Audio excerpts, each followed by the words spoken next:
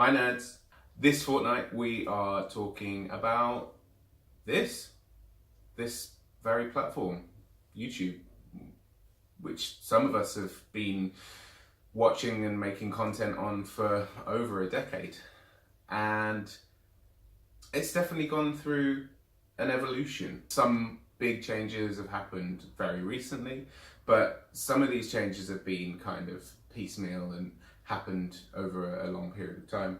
I think from my own kind of personal point of view, I feel like YouTube has definitely gone down a much more commercial route. Things like YouTube Red and YouTube Music, where Google has actually put out a paid product to entice people to purchase an actual specific app to consume different kinds of content on.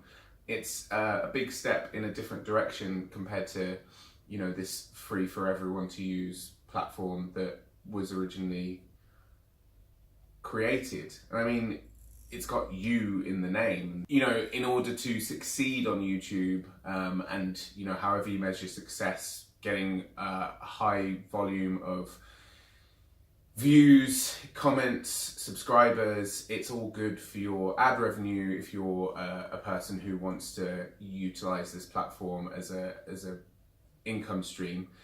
To do well, the algorithm really benefits those who have a regular upload schedule and actually, stick to that regular time frame.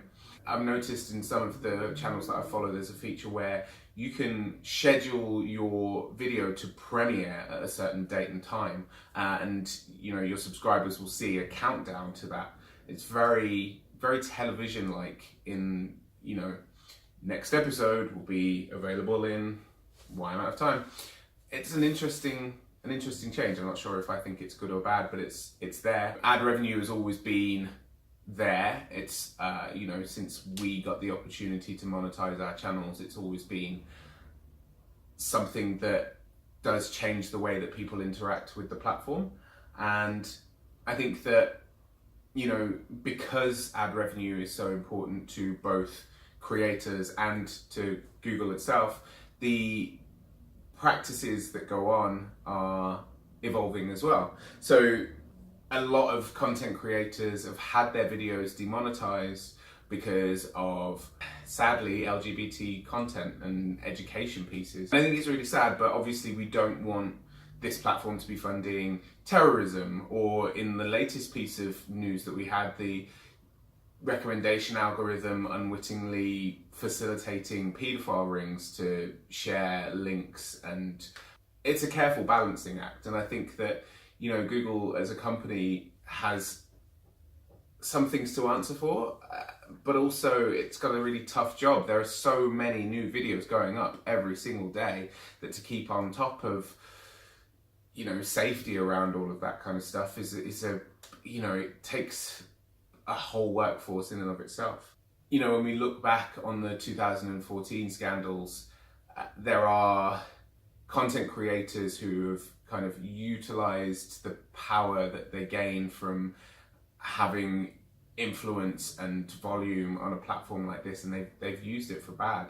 YouTube as a platform, these users who have done well out of it, people like Tyler Oakley, people like the Vlogbrothers, their content is still going through a process of evolution. PewDiePie, very similar. His format has not remained the same over the course of the time that he's been kind of successful on the platform. It's kind of ironic when we see that YouTube's own rewind video is the most disliked video at the moment on YouTube. It's quite clear that as a corporation, Google seems to be disconnected from what their users actually want and actually are kind of consuming and happy about being associated with. Time was that I could sink hours and hours into just flicking between sort of Wheezy Waiter, Vlogbrothers. Those types of videos don't get anywhere near as much screen time anymore. You've got corporations making channels and kind of building a TV show kind of dynamic on YouTube. There were a couple of kind of cake vloggers. Lindsay Ellis did a video about this where they essentially got so successful with their format on YouTube that it was actually purchased by TV networks. And on the flip side, I know of at least one story where a network purchased a channel from a creator who'd managed to develop a subscriber count that was kind of appealing to them, and they just kind of took that channel and started putting their content on there. Some of these practices I really don't agree with, but it all kind of reflects the fact that this is definitely kind of taking a lot of public focus in terms of what it can be used to achieve and what companies can gain from kind of tapping into the audience who's here. And you know, some of that is reflected in what's seen as acceptable. I mean, this video itself is going to be around about 10 minutes long. It used to be that a 2 to 4 minute video was the standard. Now I find myself watching, you know, 20 to 30 minute video essays, and I don't consider that investment of time to be poorly utilized. Channels like Geek and Sundry, where Critical Role started and got so big that it kind of stepped out and has been able to create its own separate brand and channel of its own. It's insane, really, that the volume of people watching this and the power and influence that can be obtained has just ballooned so massively. I think there are definitely some positive things about that, but also, you know, there are things like YouTube Originals and this battle that PewDiePie has with an Asian music network. The argument that, you know, a corporation or a company should have more followership or more influence than individuals. Again, I go back to the fact that you is in the title of the product. You know, idea was originally that this was a place for people to put themselves out there and gain a network. And I think that's the biggest thing that I miss about the YouTube of old, is that the YouTube community was a phrase that you could use and talk about us as a general group. And I think that it's gotten so big and there are so many kind of subsections and subdivisions now that you're talking about sort of the YouTube video essayist community or the YouTube gaming community, and you couldn't really have all YouTubers in one place and find that they have kind of that general thing in common. Kat, you talked about it on a live stream where, you know, if someone comes to VidCon as an attendee, it's now kind of more that they'll be going to see a specific person or to interact and interface with a specific subset of the guests there, rather than, you know, just to mingle with other people who love YouTube, love watching content, maybe like making content.